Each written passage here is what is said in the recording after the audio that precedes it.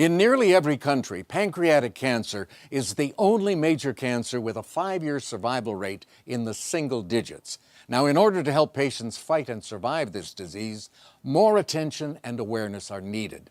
And that's why I've joined forces with the World Pancreatic Cancer Coalition to help raise global awareness of pancreatic cancer.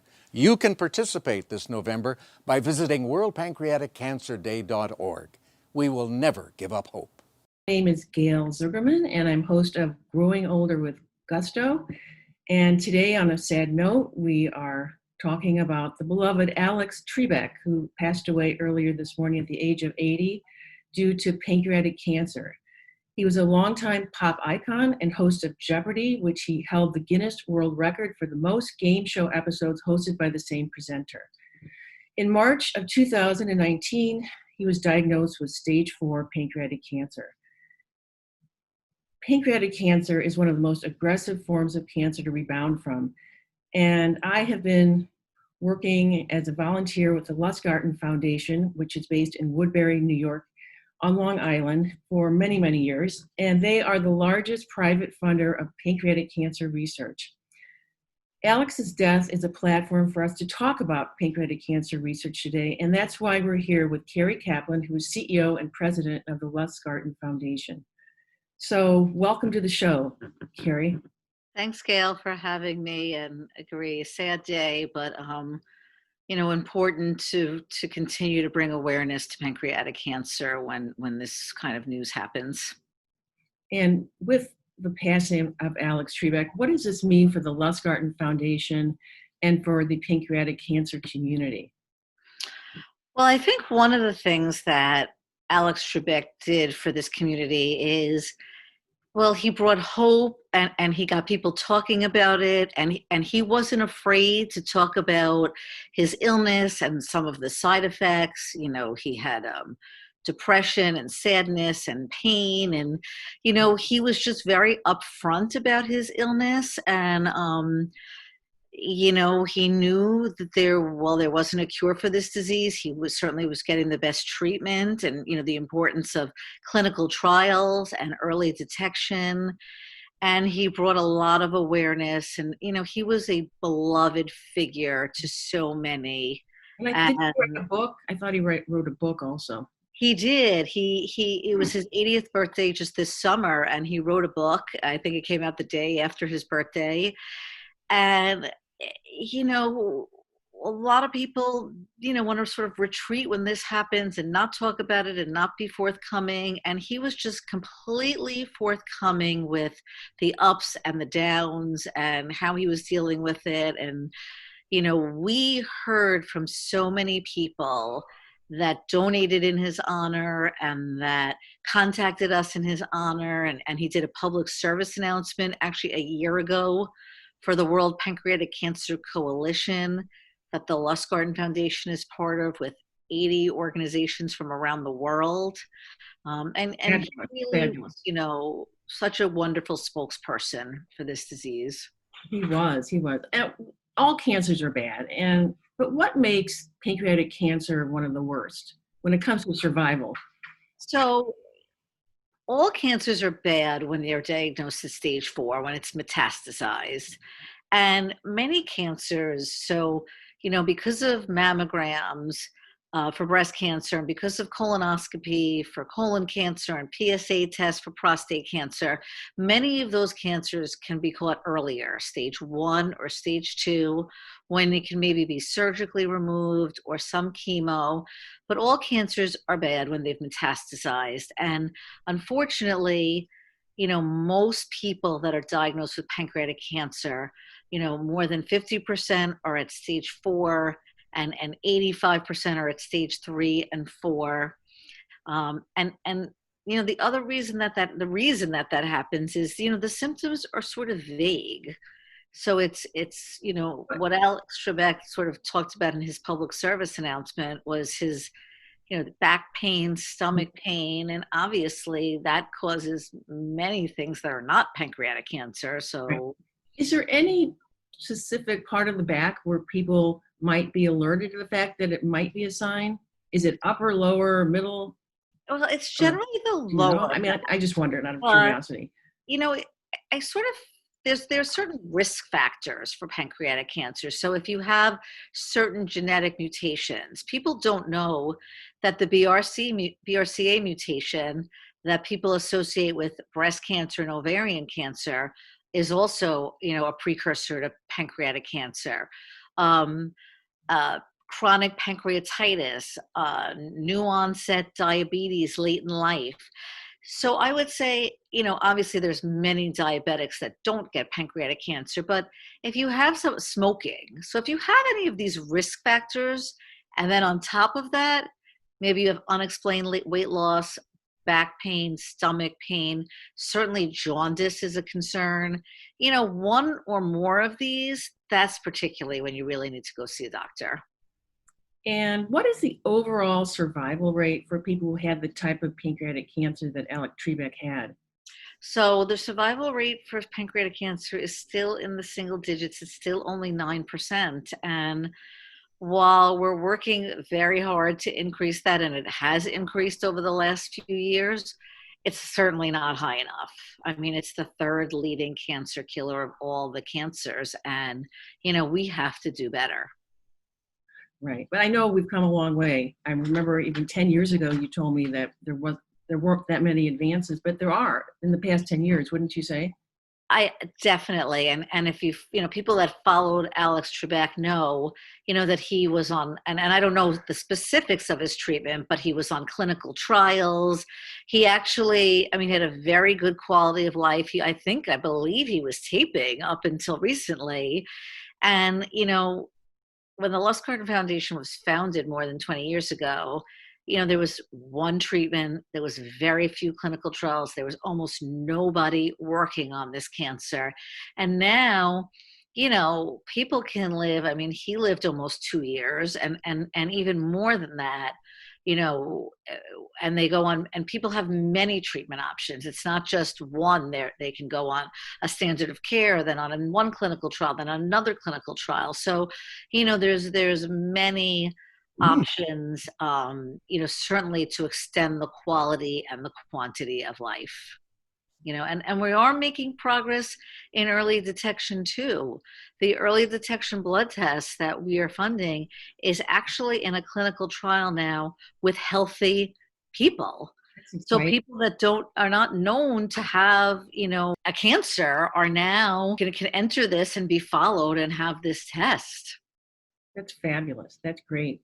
What are some of the ways that the Lustgarten Foundation is currently, and most recently, I might add, bringing new hope to pancreatic cancer patients through the employment of some important people that unfortunately have passed away in the past year? Would you like to talk about that? Sure. So, sadly this year, we now just lost Alex Trebek, and we also lost, Congressman John Lewis and Supreme Court Justice Ruth Bader Ginsburg, all this year to pancreatic cancer.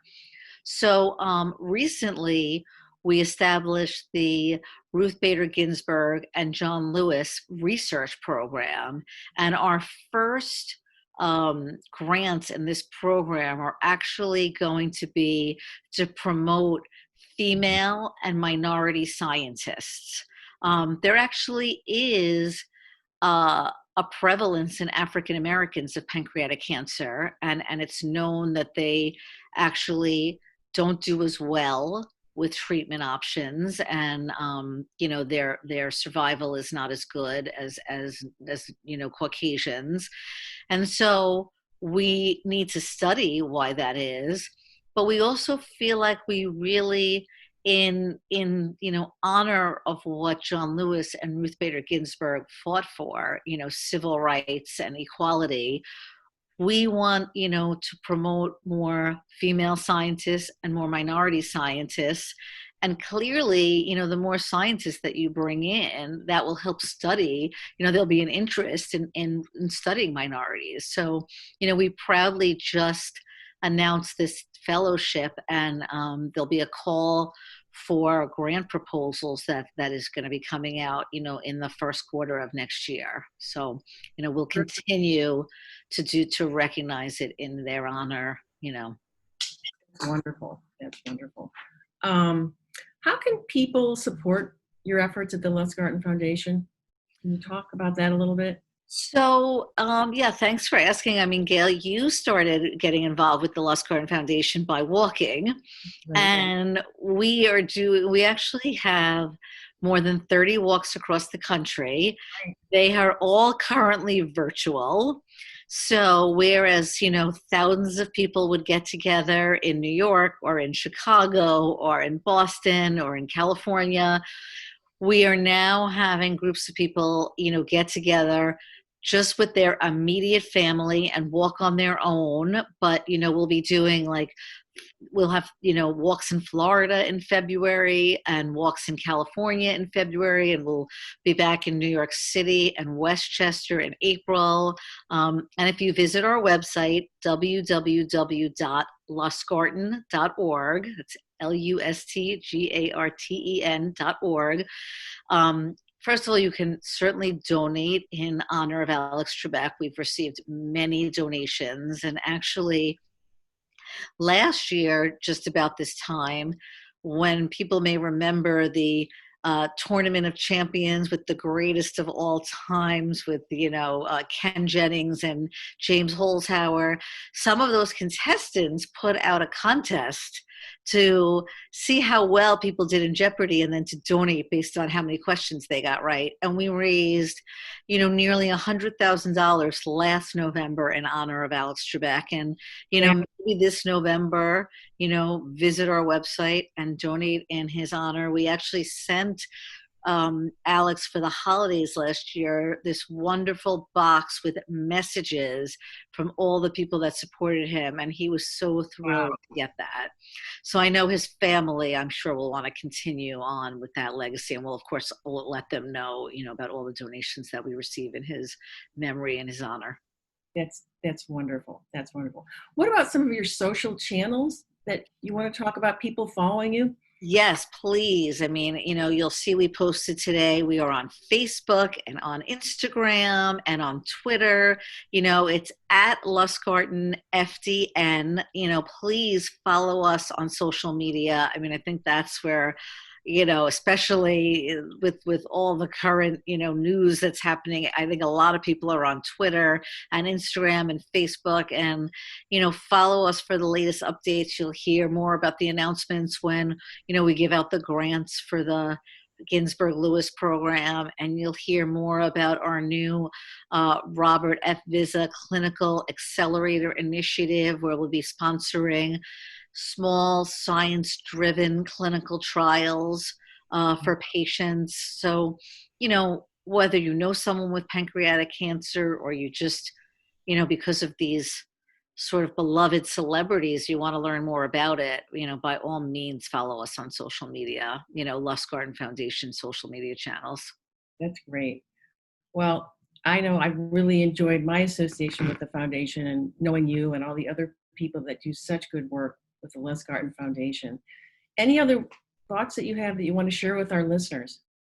Just, if it, when you're newly diagnosed, I encourage you to visit our website and to contact us. We have wonderful resources. We help patients get in touch with clinical trials, and, a lot of our research is now, really helping people, in therapies. So, we're excited that we now have clinical trials from the research that we funded that we can tell our patients about. The early detection initiative is for two, we're really looking at a blood test followed by better imaging.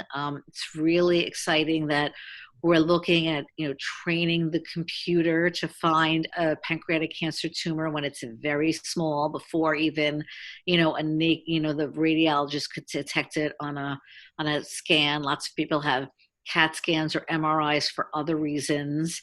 And, I think, sort of what Alex Trebek tried to communicate, if you have risk factors and if you have symptoms, go to your internist, go to your GI doctor and have it checked out, because, Ruth Bader Ginsburg actually found a 1 centimeter tumor and had it removed. And I think that was almost a dozen years ago. So, she lived almost a dozen years with pancreatic cancer. So there is a lot of hope. There is a lot of exciting research going on. We have the Lustgarten Foundation has 4 dedicated labs at Johns Hopkins, Dana-Farber, MIT, and Cold Spring Harbor Laboratory. And, with the pandemic, people were worried what happened in those labs. And, I was just amazed that they kept going, whether they were doing things at home, online, or at our lab, at Cold Spring Harbor Lab. They had the lab open 24 hours, and they had 3 8-hour shifts so that people could work socially distanced. And, That's pancreatic cancer has been, our pandemic for a long time, and the survival rate is too low. And I think we all realize from what's happening in the world today that we need to defeat, COVID, we need to defeat cancer. And, if anybody would like to make a donation or learn more about the Lustgarten Foundation, www.lustgarten.org, or like you said, through our social media, just search Lustgarten Foundation on Twitter, on Instagram, on Facebook, and, see what's, find us in the news. great. And we will be sure to have it on our social media channels for Growing Older with Gusto and our podcast. So Yeah, I mean, frankly, cancer is generally an older person's disease, as is pancreatic cancer. And, so you just got to be aware, you got to sort of listen to your body and, know when you got to press your doctor to make sure that there's nothing your wrong. own advocate, right? Your own advocate, exactly. Well, it was a pleasure talking to you again today, Kerri. Thank you so much for your time on a Sunday, and it was great to catch up with you. Well, thank you for sharing awareness, and thank you for always thinking of the Lustgarten Foundation, and for always walking and raising money and raising awareness and just being part of us in this fight against pancreatic cancer. Thank you so much. My pleasure. Thanks.